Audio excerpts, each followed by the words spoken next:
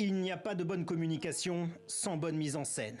De Matignon à l'Assemblée nationale, il n'y a qu'un pas.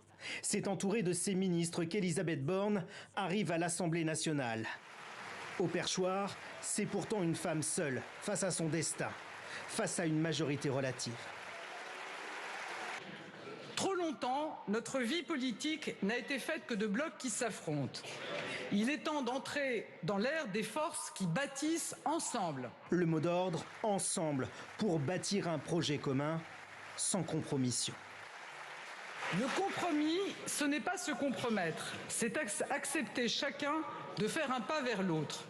La méthode de travail est tracée, mais le projet est macroniste. Elisabeth Borne égrène donc les grandes lignes. La priorité, le pouvoir d'achat. Beaucoup de nos concitoyens restent à la merci de chaque hausse de prix.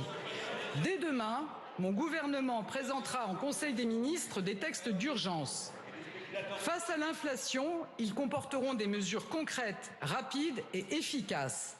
Pas de pouvoir d'achat sans travail. La Première ministre défend un équilibre. Comme le disait Michel Rocard, ne perdons pas la volonté tenace de l'insertion.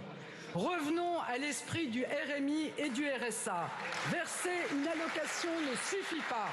Ce que nous proposons, c'est ni plus ni moins qu'une mesure de justice sociale et d'équilibre entre les droits et les devoirs. C'est pour cela que nous voulons transformer Pôle emploi en France Travail.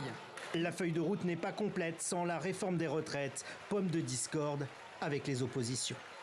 Oui, nous devrons travailler progressivement un peu plus longtemps.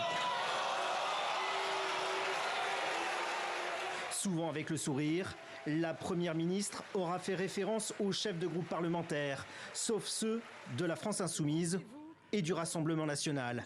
Comme pour prendre à témoin l'opinion, ce projet devra se faire ensemble ou ne se fera pas.